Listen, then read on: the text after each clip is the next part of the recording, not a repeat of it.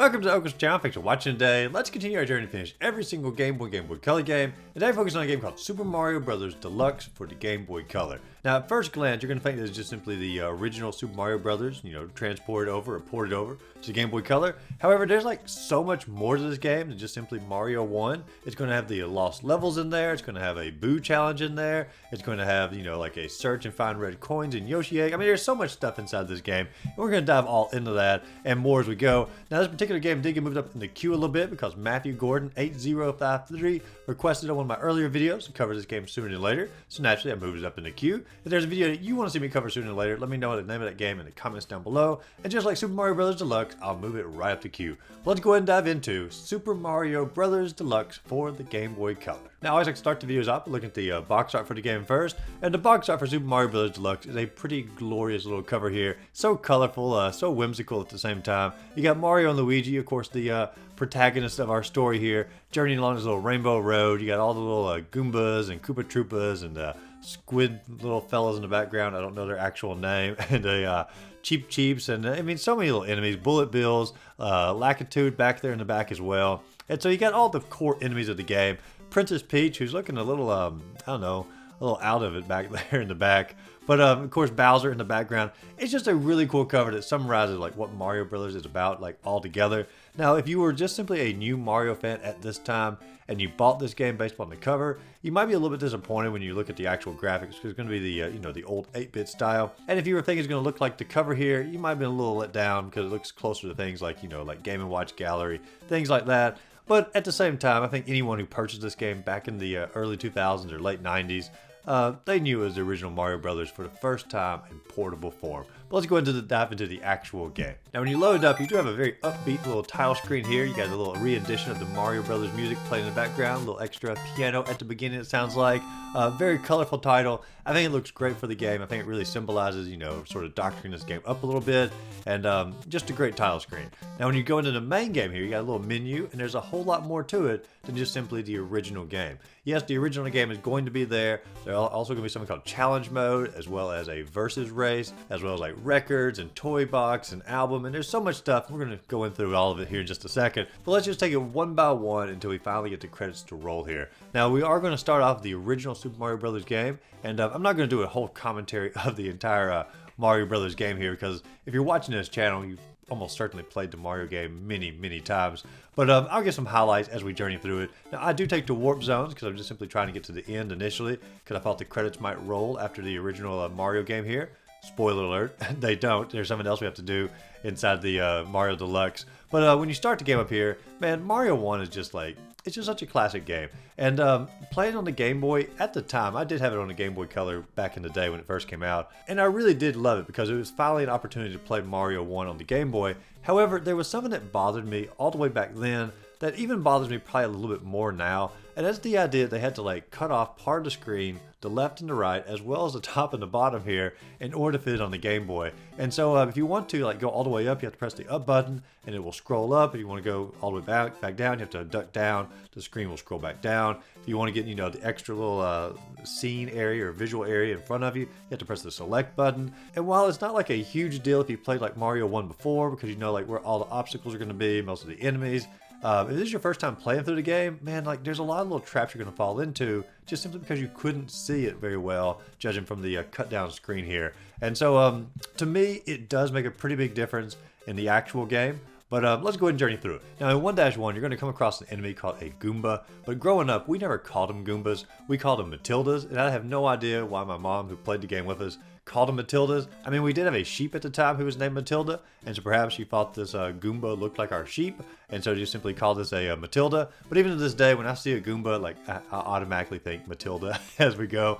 But 1-1, there's not a lot to say about it. I do have one more memory I want to talk about in 1-1 before we close out this particular level. I know growing up, my dad one night, he came and woke me, my brother, and my mom up all one night, said I finally beat Mario 1. And I mean, I was like, what, 4 or 5 at this time?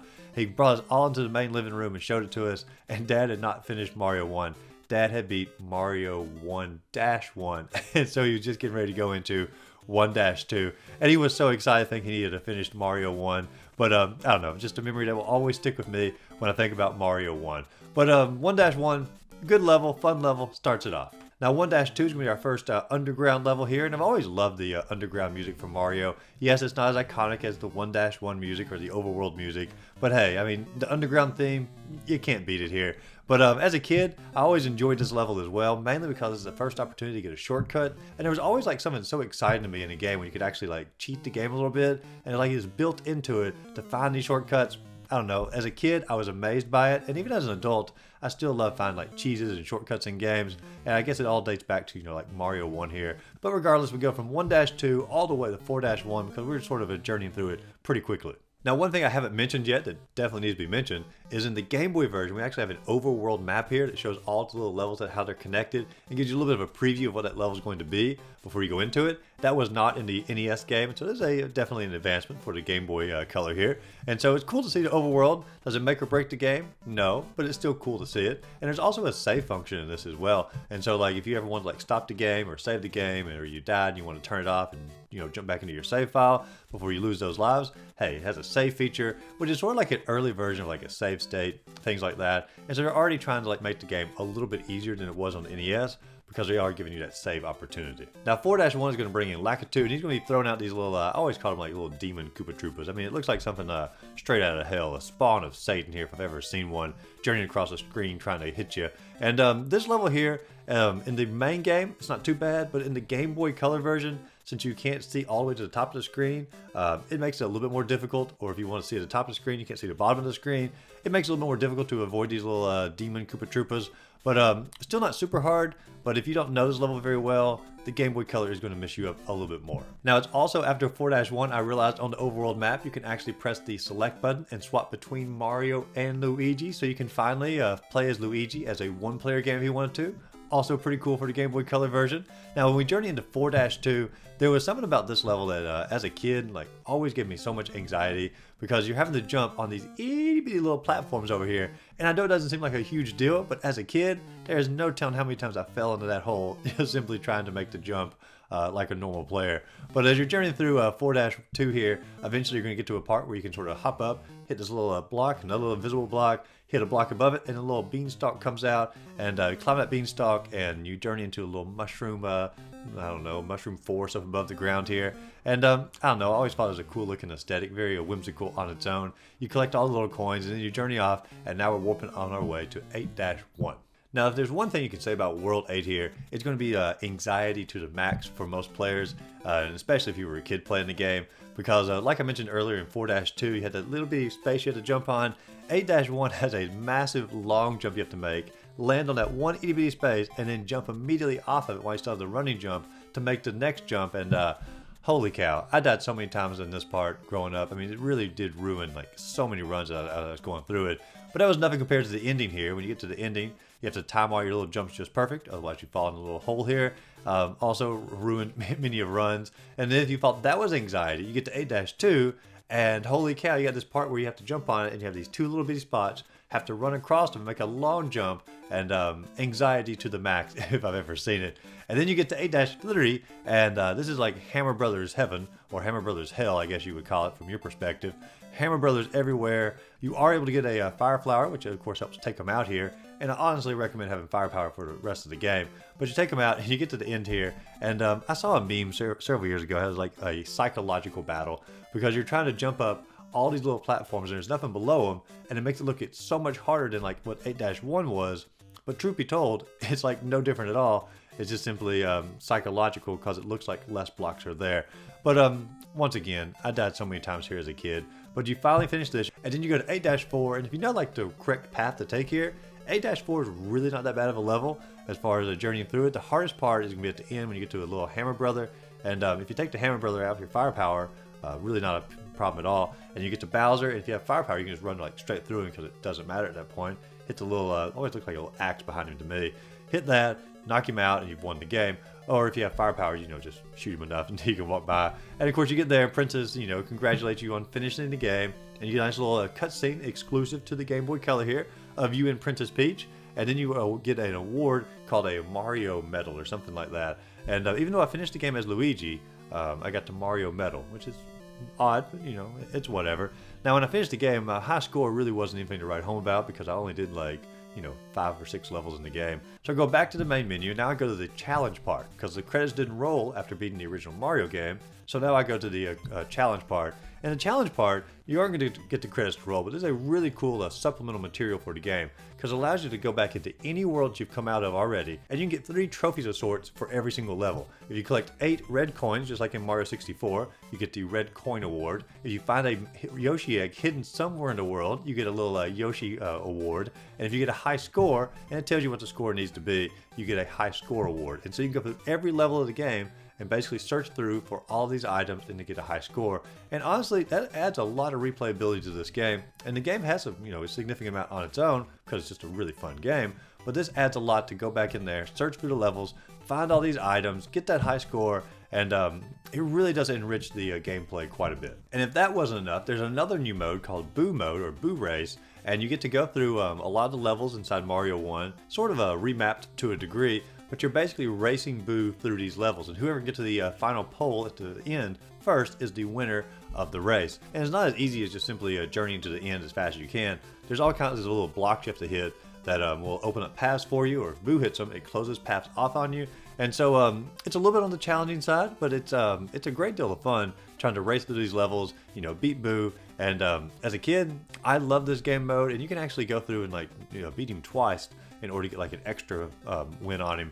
And so man, it's a cool game mode. It's a good idea, and it really expands the gameplay of what Mario 1 was. I mean, when they say Super Mario Bros. Deluxe for this game, they really mean deluxe. They've added a lot of stuff to it instead of just simply being the port of the 85 version straight over to the Game Boy. I mean, we've got a racing mode here, we've got a collectible mode on here, we got the original game mode, and then if you go down a little bit further, you can go and look at your records and see how your high scores, see what all that you've collected. You can go to an album, you can see all the little album artwork that you've collected throughout the game, little key scenes or little power-ups that you've gotten, and you can print these off on your Game Boy printer if you had that. I never had that growing up, but pretty cool little feature. And then there's the toy box. If you go to the toy box, you can look at a little calendar, which I know doesn't seem like much now because everyone has a calendar on their phone. But at the time, I still remember going back in the calendar to try to figure out what day of the week I was born back in 1986. And so I don't know. I even had to do it when I was going through this because I wanted to see. It was Tuesday, by the way, in case you're wondering here. I was born on a Tuesday. But you can look at that. You can also do a little thing where it does a randomized picture of where the Yoshi egg is located inside of a level to give you a little bit of a hint, which is pretty cool if you're not, this is back before the internet age where you actually did need hints and whatnot. And there's also a part where you can actually talk to Princess Peach and you can, observe different songs that you've earned throughout the game and little stuff like that. I mean, this part here, the toy box, and there's a fortune telling part as well where you get your fortune read. And so nothing in the toy box is astonishing or amazing, but it did offer some fun and a little bit of variety back in the day. And the Yoshi egg part where it does give you the mystery of where the Yoshi egg's hidden at, that's pretty cool. But at this point, I've done all of these little activities and I start thinking I've not got the credits to roll at all. What do I have to do in this game to get the credits to roll? And so I looked it up online. It turns out you have to complete the lost levels in the game in order to get the credits to roll. And when I first read that, I was like, holy cow, this is not what I wanted to see. Because if there's one game I truly do hate, it's the lost levels. I've never enjoyed them. I find them to be very much of a trolling mess of a Mario game. I love Mario 1. I can play it forever. I love that Mario 35 when they put it out. Fantastic game, timeless in every way. The lost levels, I'd be happy to never play them again. I really don't enjoy the lost levels at all. I just find them really annoying. And so you have to beat the lost levels in order to get the credits to roll. But I'm looking at the screen here and the lost levels aren't even on the screen. And so I realized I had to get 300,000 points in the core Mario 1 game as a high score in order to even unlock the lost levels. So I had to go back into Mario 1 again. I had to play through levels 1-1 through 4-2 solid straight through just simply to get some points up there. Then I did my warp zones, got to 8-1 all the way through level 8, and I was able to get 350,000 points, which puts me at the top, but it also unlocked the lost levels. Now, they do not call it the lost levels in this game. They call it Super Mario Bros. For super players in the game, and I'm here to tell you, you really do have to be a super player in order to finish the lost levels, especially back in the day before you didn't have the save feature built into this game. The save feature is a true lifesaver, but imagining going through the lost levels and having game overs constantly, I mean, it's awful. And if you don't know what I mean, if you've never played the lost levels, I'll give you a little sample here in 1-1 of why I say that the game is a little bit on the trolley side. Because right here, you get your very first mushroom power up, and you hit it, and look at that. It is literally stuck inside this little spot here until you bounce the mushroom out. Not a big deal, but you know, you had to work for your first power up. Then you come across and you hit another power block, and a little purple mushroom comes out. And you think, oh sweet, another mushroom. No, that is a poison mushroom, and it will take away your big power. If you have little power, it will actually kill you. And in 1-1, there are more poisonous mushrooms than there are actual mushrooms. And so already in the first level, they're setting you up for failure by giving you these poisonous mushrooms. Now outside of that, 1-1 is not too bad, but trust me, it's going to get much worse. And so I journey into 1-2, and you're going into an underground level here, and I thought to myself, you know, I've done the traditional Mario Lost levels, played through every single level in the game, every single part of it, and I was like, you know what, let's look up and see where the warp zones are, and let's do some warping in this game, because I've never done the warping inside the Lost levels. And so 1-2 is going to have our first warp zone that can take us to 4-1. However, this is the most cryptic, hard to find warp zone I have ever seen in a Mario game. Now first off, you do have to jump over the first little wall here, just like in Mario 1, and then you come over here, and there's two little piranha plants down here, and there's obviously an area off to the side. If you keep going, you can get to a warp zone. It's really not that great of a warp zone, it only takes you like up 1 or 2 levels. But if you jump down, and you go through the first piranha plant, which you wouldn't be expecting to jump down and go through this one, especially with the horrible down button of the Game Boy Color to get the camera to focus, then you go through this, then you get to a part where you can go down a pipe, or you can try to get a running start and go over this little water ledge here. If you go over the water ledge, at that point you come across another pipe. But don't do anything to advance at this point. If you jump up and you hit an invisible block and then another invisible block, you can jump over this wall, and once you jump over that wall, then you can get your warp point to 4-1. Talk about making you work for a shortcut, and talk about a cryptic shortcut in the game.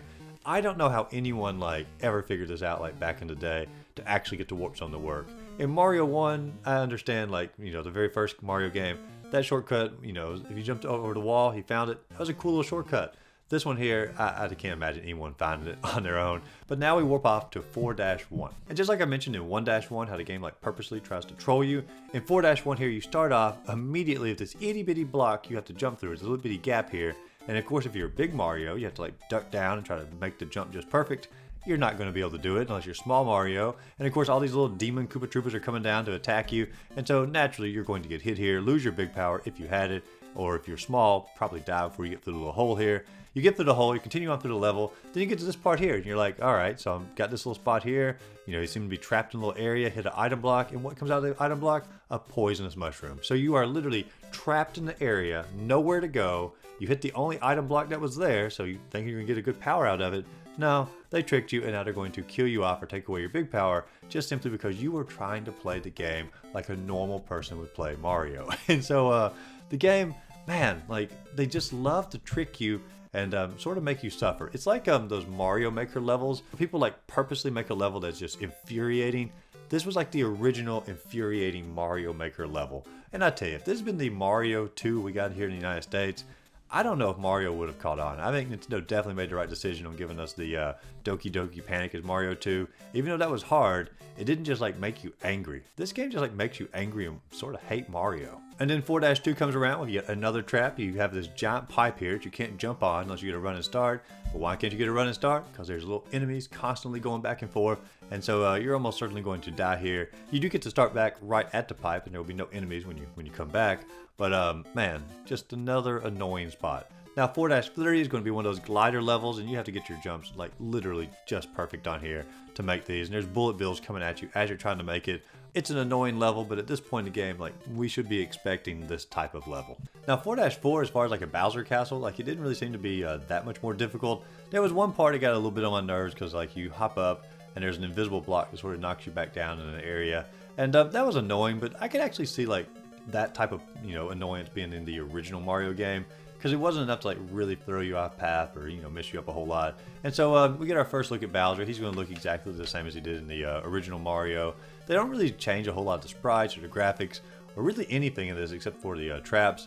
At one point later on in the game, there's like an autumn level, but we'll get to that in a little bit. Now 5-1 for the most part was what I consider an easier level until you get to the very end here, and that clock is ticking and you're against a wall and you're like, well, I don't know where I'm supposed to go. So you have to just randomly jump up in the air until you finally hit an invisible item block, and you get on top of that block. And so you try to take a jump over to the get on top of the wall. Now you hit another item block, you fall straight down. So you have to jump back on top of the first item block again, then the second item block, and then you can make it over the wall. And wouldn't be a big deal if the clock wasn't like already ticking on you. So it's a little extra pressure added onto you from the clock and time running out than just simply being hit by enemies. Now 5-2 is going to be our next warp zone, and holy cow, this is the hardest warp zone imaginable in a Mario game to actually get. Because if you're looking right here, the warp zone is going to be hidden in this block right here. I'll put a little red arrow over it, and it's going to be hidden right here. You have to jump off one of the gliders, hit the block, then fall down to safety, then get back on a glider and climb the little beanstalk back up. And that seems like it might be simple.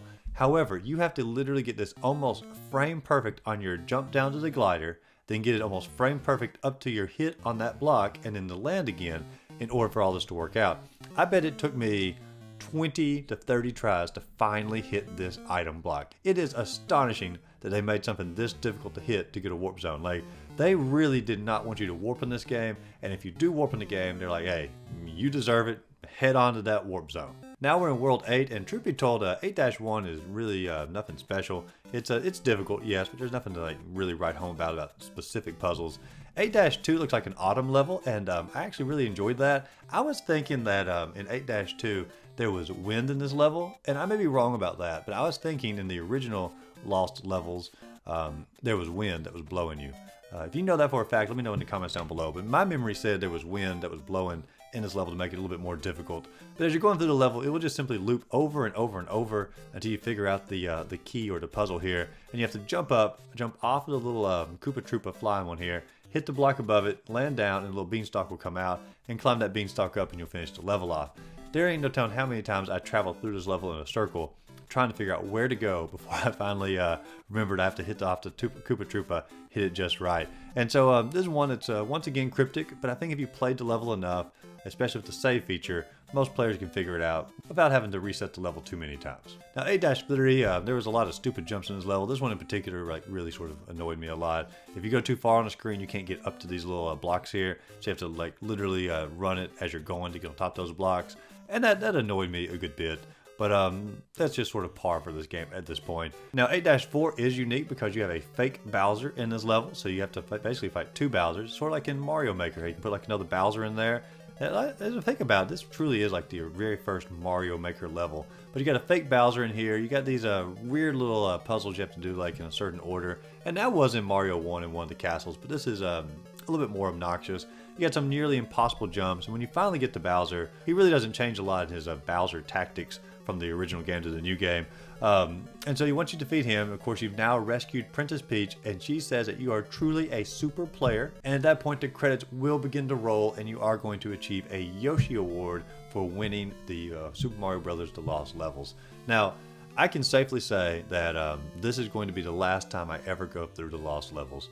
Every time I go through it, I hate it, I get annoyed about it, I get frustrated, and I have almost no positive experience from going through the Lost levels, except to know that Nintendo was really just trying to pull a massive trick and pull the wool over our eyes here and giving us a fun Mario game. Because, I mean, anybody who played Mario 1, they're like, hey, that's such a fun Mario game, let's get to Lost levels. Or if you're in Japan, let's get Mario 2. And you pop it in, and you're not going to get past, like, level 1-3. I mean, it's a ridiculous game here. And when they said they wanted the game to really challenge players, this is a game that truly challenged players. And Nintendo really doesn't go this direction anymore for any of their games. Most of their games are pretty easy to go through, and occasionally they'll throw one or two hard levels in there. But this was an entire game from the ground up designed to make players angry, upset, and the only way you could do it is if you just practice this endlessly to finally go through it. However, this game is not all the Lost levels, so we have to look at this as an overall package here. Super Mario Bros. Deluxe gives us Mario 1, it gives us a Boo Race, it gives us a challenge area to collect all these Yoshi coins, these red coins, a high score, gives us the opportunity to have like little mini games in here as well. And so as you look at the overall package for Super Mario Bros. Deluxe, honestly, it is a really great game. If you're not going to play the lost levels, which I don't even recommend going down that path in the game, just play the other stuff in the game, and you've got yourself a certified classic Mario game on the Game Boy Color. Yeah, sure, the cameras are a little bit on the annoying side when you're trying to look up and down, but if you've played Mario before, you're really not going to have a huge problem with that. It's just something that you're going to simply notice and sort of get used to as you go. And honestly, like searching through all the levels and stuff, it really does add a lot of replay value to the game. And as a kid, man, I searched those levels endlessly, trying to find these items, trying to find the Yoshi eggs. I mean, to me, it was just a ton of fun.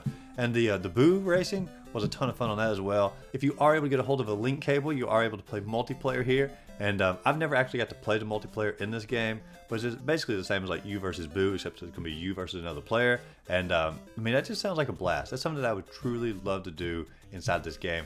It's like they've added that mode a little bit into the Mario Maker to some degree, but this is like the original version to do it. And the more I say it, the more I'm starting to realize like Mario Maker really did borrow a lot from this game to sort of create what it became. And so I guess to some degree, it's like a Mario Maker without the maker part, which makes it just a Mario game, which that analogy doesn't make any sense at all. You know, disregard that at all. Just know there are some aspects of this game that went into Mario Maker. And if you really want to take the challenge all the way to the top, you can go through those lost levels and really torture yourself as you go. So if we're looking at an overall number for this game, to me, to get the credits to roll is not what this game is all about. This game is going to be all about capturing your retro memories, playing through the fun parts of the game, and searching through the levels to find all the cool collectibles.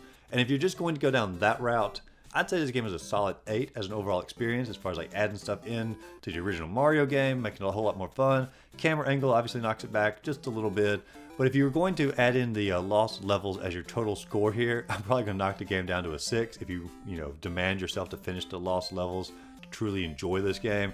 Personally, I think they probably should have just left the lost levels out of this game, and it would have been a more cohesive package. I understand there wouldn't have been as much content in it, but at the same time, with all the collectibles and all that, I think there's plenty of content to keep many players busy for hours and hours. And if you were like me as a kid, you just simply didn't play the lost levels because they were so hard. But overall, like I said, if you take out the lost levels, an 8. With the lost levels, a solid 6. But what do you all think? Do you enjoy Super Mario Bros. Deluxe? Let me know in the comments down below. What was your favorite part of the game? What was your least favorite part of the game? And if you enjoyed the video, be sure to like and subscribe to the channel. Check my other videos listed up above. And as always, go out there, find a great game to play. Just simply have a great rest of the day.